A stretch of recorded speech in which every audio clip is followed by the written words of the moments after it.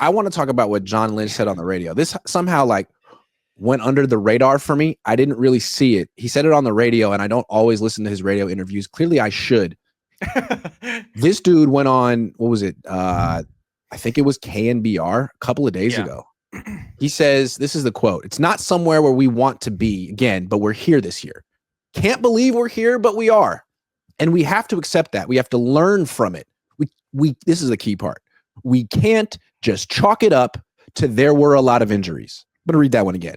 We can't just chalk it up to there were a lot of injuries. Well, the team we're playing, Detroit, they had a lot of injuries, but they found a way. And so we've got to look at the root. We have been looking at the root causes. We'll fix it. We've got a lot of great players and a lot of great people that we want to be a part of the solution moving forward, and we'll go find the other parts of our team to get us back to where we belong. And that's competing for championships, and I'm confident in our plan to do that. So again, can't just chalk it up to injuries. Detroit had injuries. They found a way. Got to find the root. What is that code for, Tyler? I'm telling you, man, they have not gotten along since the Trey Lance draft. There's no way you're going to convince me that they have gotten along since Trey Lance draft. I think they both know that they're better together than they are separate, and so they've stayed together. But I don't think they've gotten along since for the Trey kids? Lance draft. They stay together for the kids. That's nice of them. Yes, and I think they know that, Kyle knows he's not going to find a GM that lets him get as much control as John, and John knows it's really hard to find a great coach like Kyle. Because as much as I love giving Kyle, stuff, Kyle's a great coach. I wouldn't say he's elite. I would say he's great. I don't know, Tyler. I'm going to stop you right there. I kind of disagree with your premise right here. Really? I feel like they've been – I agree that they probably aren't as buddy-buddy as they make it seem. They play catch every day at practice. I think they do that for the cameras. But to me, like, if their seats are warming up, and I've heard that they are, I believe that they are, warm, I think human nature, and I don't think these two are above it, is to point the finger. Say, it's not my fault. They kind of did around Trey Lance, right? When Trey Lance didn't work out, they kind of were pointing fingers at each other, where it was just so like, to me, this is one finger point. Like John Lynch did it earlier in the year. He said that the team is undisciplined and sloppy. That's a shot at the head coach. And then today he says, well, the other team, the Lions had injuries and they found a way. Well, that to me speaks to Dan Campbell's culture. Yeah. And the way he motivates. Of course, you could say it's a shot at himself. Like, well, their GM gave the team hella depth, but you could say it's also Dan Campbell's culture. Yeah. Yeah. So maybe he's saying, I don't know, maybe our head coach lost the team, and at the first sign of adversity, this team fell apart.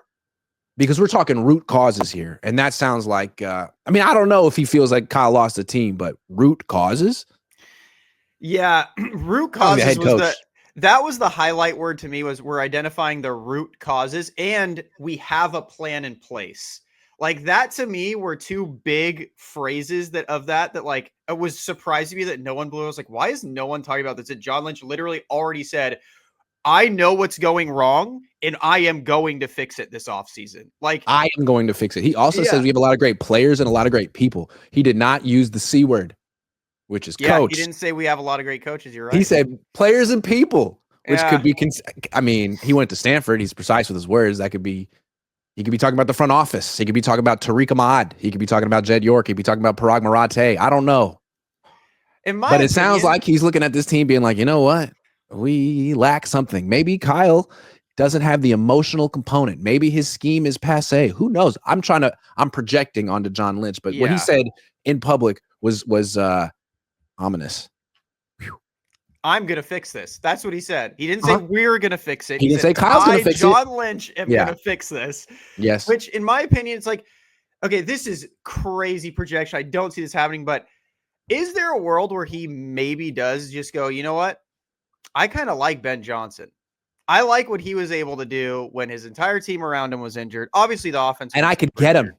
And Jed, I could get him. Here's the thing. Everyone looks at John as like a weak general manager, man. Man, Kyle hired you. You don't even have final say. This is Kyle's team. Like, what if John finally feels like, no, like this is my opportunity to get more power. I didn't want Ricky Pearsall. I didn't want Devondre Campbell. I never met Devondre Campbell. Kyle coached him in Atlanta. Kyle said, bring him on. I heard he's a good guy. I was like, okay, Jed, enough of letting this coach masquerade as a general. Let me do the job that I was. Yeah. I'm a Hall of Famer, man. Let me do the job. In fact, I got a hell of a Rolodex. People respect me. I could get Ben Johnson. Or maybe that's just what he means, is what you just alluded to. Maybe he's just going to tell Jed, like, let me be GM. Stop letting Kyle be GM. Maybe it's what crafted. Let me pick the players. Where it's like, I'm done with you being GM. You're a bad GM. Maybe that's what John's going to say in the offseason is like, Kyle, I'll build the offensive line. Yeah, I will. Yeah, Kyle exactly. He'll pick another wide receiver. Yeah. Maybe that's what he's going to say. Maybe it's I'll pick a kicker. I didn't want to pick Jake Moody. Yeah, maybe that's what John Lynch could be doing. And I would. That would be I think that was kind of my like straw that broke the camel's back with Kyle, is the press conference where he was like, no, Jake's our guy. Like, of course you don't want someone to publicly chastise a player, but Jake Moody deserves it. But like, and dude, Kyle's ego is going to run this team into the dirt at this point. If it hasn't already. Yeah. Because he just refuses to give up on bad picks. Like Jake Moody was obviously a bad pick. I don't know who doesn't agree with that now.